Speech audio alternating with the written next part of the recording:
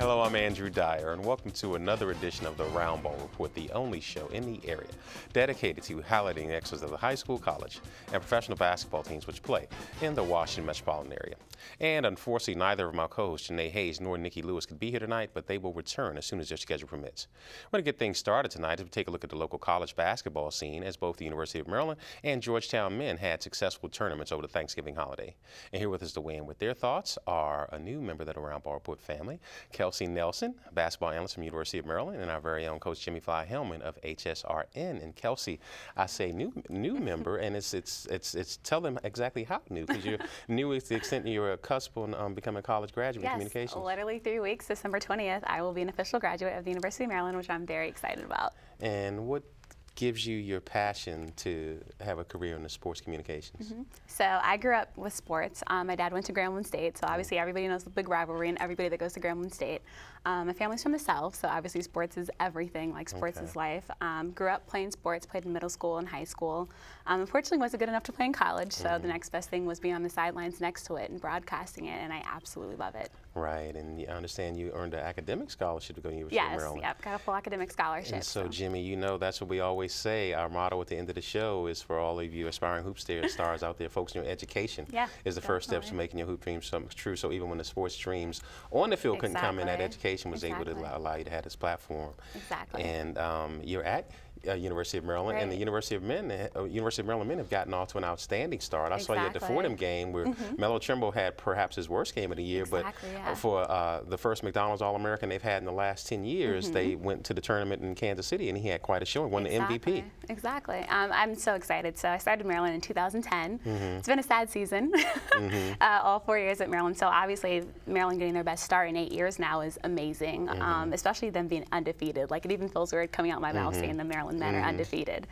Melo Trimble has been literally a blessing to the University of Maryland. I can see him leading us very far. Obviously, I don't like to predict too far. I don't want to jinx us. But I think, like you said, at the CBE Hall of Fame Classic, he had a great showing. I know he was named today the co-Big Ten Player of the Week and Freshman of the Week, which is obviously great news for the school. And he also has obviously great assets on Maryland's team. But under him, I can see us going very, very far. And she can legitimately say us since she goes to the school, Jimmy. But I mean, as a former coach and former point guard yourself, Coach Turgeon couldn't be happier for the first time. He's had talented guys playing the one, but it's the first time he's really had a true floor leader that is concerned about getting the team points, not just getting his. He scored 31 in that game against Arizona State, but then came back and basically managed the floor, and Turgeon was so excited. He said, I don't know how many points he had, but he did an incredible job running the floor, running the team.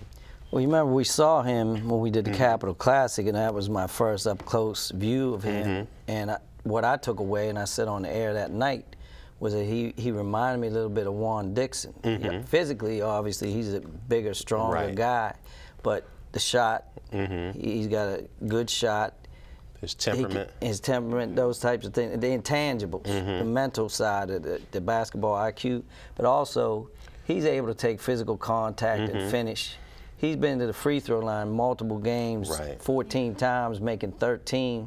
That's, you know, 95% and above free throw shooting. So that's a guy you can put the ball in his hand late to close out games. And that's exactly what they did. I mean, he was 2 points off of the freshman record in the game against Arizona State. Had 31 points. Joe Smith, no ordinary Joe. That's before your time. But anyway, he had 33 points in his freshman debut. Melo had 31. And to his credit, he didn't come back the next night on a national television game. Didn't come back trying to duplicate that, but he did duplicate the victory and did what his team needed to win that night. Exactly. And like you said, after the Fordham game, I was getting really scared about him. But obviously, it's like he showed up. It's like that game was like an awakening for him, and obviously in the CBE Hall of Fame Classic, watching that was amazing to see him emerge. And it's like, okay, so he is. You remembered he's an All-American, and he was playing like it, and I think that's why everyone knows his name now. And not just the McDonald's All-American portion of it, Coach Fly, playing a premier player in the WCAC, and coming from this area and playing in a preeminent high school conference in the country, you can tell this kid is the moments aren't too big for him, even though he's a freshman. No, he's poised. Now, he did have a couple bad moments in the 4 minutes. He's a freshman. So he's going to have a couple games, especially when you get into Big Ten play and he's playing against seniors and guys that are talented. He'll have some bad moments, but I think this guy can carry them. He's going to have to carry him early with the injury to Des Wells, which is a huge loss to Maryland. 16 points out of the starting lineup. And that's the rebounding and the leadership, because he was your go-to closer down in the paint. So they're losing that, but they did gain Eric Smoltrich, came back, so they have him back in the rotation. 4 to 6 weeks, I heard, with the fractured wrist, possibly just 4. If it goes out to 6 weeks, I looked at the schedule, that takes you to mid-January. He could miss 5 to 6 Big Ten games. So that will put them at a disadvantage. Hopefully Des Wells gets healthy sooner rather than later. And you'd hate to lose a guy like Des Wells, but the timing of it is good to cushion the blow. We saw the freshman Nickens, he had a coming out party as well. He had a great game against Iowa State and came back and played well again against Monmouth. And like you said, he got Smarters back. They've got Hellman and the other freshman Dion, was it Long? Dion Wiley. Dion Wiley. He's going to have to step up, but they've got a lot of pieces there. But as you said, in close games down the stretch, especially on the road in Big Ten, that's where they're going to miss a flat-out scorer like Des Wells. Right, because I think everyone, when you thought of Maryland basketball this season, beforehand you thought Des Wells. Like literally, that's all you thought was Des Wells. And obviously, yes, we have Mello. I think Jake Layman is another big piece of that. He's a very short shooter. It's very exciting watching him, but it's also nice to have the other freshmen emerge because he's going to need help. But I guess, like you said, with Big Ten opponents coming up, it is kind of scary knowing Des Wells is going to be out there, and you kind of do need that big body presence. And he's not scared of anything. Like Des will literally go for everything. And they, I'm sorry, but they do have the, and it's weird to say, but they have the Big Ten ACC challenge, but Maryland's actually on the Big Ten side. Against Virginia. And Jimmy, one of the things that's going to be interesting, I remember this time last year you were talking about seeing Maryland play against Morgan State and how you were impressed with Layman and Smaltrich, but when they get to ACC season, those guys couldn't up their play and to continue to play at that level. Now, without Des Wells going, it's going to be imperative if Maryland's going to be successful that those two guys continue that level of play when the competition rises. Well, exactly, and part of the problem with that injury is the attention would have been on Des Wells. Now the defensive focus will shift to Layman, and he's I guess developed off the dribble move. And then, you know, they're not just they're taking notice of Melo Trimble now and devising defensive strategies to keep him in check, because the Big Ten, you know, to me is a much more physical conference than ACC. And that's one of the things for a freshman. He does have an NBA body already, and he seeks out that contact. And they're really going to, no matter the size, and when he gets the Big Ten schedule, they're going to test him out to see if he still has that degree of toughness. Exactly. Yeah, like you said, just watching him play, he's never afraid. He'll always drive up. And obviously, sometimes he doesn't make it, and that's something he'll learn, like kind of more when to do that. But yeah, he's not scared at all, and I love that. And like you said, on the defensive side, I'm hoping DeMonte Dodd and John Graham definitely stand up, because Maryland's going to need that defense. Offensively, I think we're all right, but defensively against the Big Ten schools, you're going to have to not be afraid. Now, Jimmy, this was a top 10 freshman class led by Melo Trimble, but as I said, the kid Nickens is doing well. Dion Wiley is showing signs, but I'm really impressed with the 7'1" freshman. Wasn't expecting that much from him, but he's very skilled. Yeah, I can't pronounce his name. You have to help me with that. But Tchaikovsky or something like that. I believe that's it is. Well, he can emerge and help them, because in the Big Ten, you need big bodies. You're going to go up against Frank the Tank Kaminsky with Wisconsin. You know, Michigan State, they put on have a lot of big football bodies. Helmets in practice to rebound. So you got to put on your hard hat to go play these guys. Literally. So, you know, they're going to have their work cut out for them. Maryland ranked 21st this week, first time since '09 that they cracked the top 25. So a lot of positives. Unfortunately, that Des Wells injury kind of tempers that enthusiasm. You got to see what's going to happen, especially with the Virginia game coming up. Right, that's going to be a big game. Is that Wednesday? Yeah, Wednesday. Yeah. That's all. Is that at Maryland or Virginia? I think it's at Virginia. No, not it's sure. at Maryland, I think. Okay. Yeah, I think it's at Maryland. But they play a tune-up game against Towson. I think they have Towson. Before that. Get ready. Now, that's the Maryland men's side. On the women's side, they had a huge upset. We won't delve too much on that, but they're Yeah. top 10. Oregon State beat them over the weekend in Puerto Rico, but they fell. But they're a top 10 team, and the men are on the rise.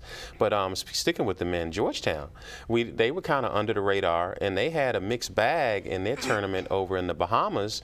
They were very successful, beating Florida on a last-second shot by Devontae Smith-Rivera. They were on the cusp. They were up by 9 with about 10 minutes to go against Wisconsin. Fell up short, and you figured they would come back the next day and beat Butler, but they lost. They ended up losing 2 out of 3, but I think from a national perception standpoint, they did a lot, beating Florida and taking the #2 team in the country to the wire. Right, like you said, beating Florida was a great game, and then Wisconsin, that was an even better game. But I think we're just used to the same Georgetown team we're used to always dominating. And right, losing to Butler, their Big East rivals, it was kind of like, wow, like this is not the Georgetown team we're used to. But hopefully, obviously, they can bring it back up. We all hope that. And they know they play Towson coming up. That should be an easy win. But if we see them struggle against Towson, I would say we have a lot to worry about with Georgetown. And the interesting thing about the Georgetown team, Coach Fly, is that they can play at any pace. But so you normally see the more athletic teams, like a Florida, try to run and gun with them, and Georgetown has athletes to do it. But yet, when they run up against a Butler, a tempo pace team, they fall into the trap in playing that type of game, which we saw to their detriment when Wisconsin initially tried to run with them. Georgetown jumped out to a lead, and then they got it back to a pattern game. But I'm impressed with their freshmen as well, and they've got their senior Devontae Smith-Rivera to keep it going. But they have a few freshmen that really stepped up and showed well in that tournament. Yeah, and Georgetown the last couple of years has not had a signature win outside of the Big East. Florida was ranked 18th, so that's going to help them. Wisconsin ranked 3rd in the country. They had them up 12 late before a 24-12 run in Wisconsin favor, iced that game. But they do have 2 games, Kansas coming to the Verizon Center in December, and then the end of December, Indiana at Madison Square Garden. I think they have to win at least one of those 2, preferably against Kansas, because come decision time in March, depending on what they do in the Big East, they're going to need a couple outside of conference victories to get them into the tournament. Right, and one of the things that's hurt them, and they say they don't factor these decisions into decision-making, Kelsey, they've struggled in the NCAA tournament the last couple of years. Right. They've been an upset victim, so it's going to be important that they build up a strong resume, because if it comes down to the end and they're on the bubble, they might look at that history of them not really being the typical Georgetown team. Exactly, right, because I always put Georgetown up high, and like you said, they've been upset lately, and it's really sad, obviously, but like you said, every game's going to count from here on out, obviously, and yeah, you had like a rough start, but obviously from here on out, it's like get better, get going, be the Georgetown team that this area is used to. Right, and going back to University of Maryland, it has to be great, because the rumors were starting out as Turgeon's 4th year. Will this, will the rumors start happening? Because they swapped out, and Coach Fly, you can relate to this.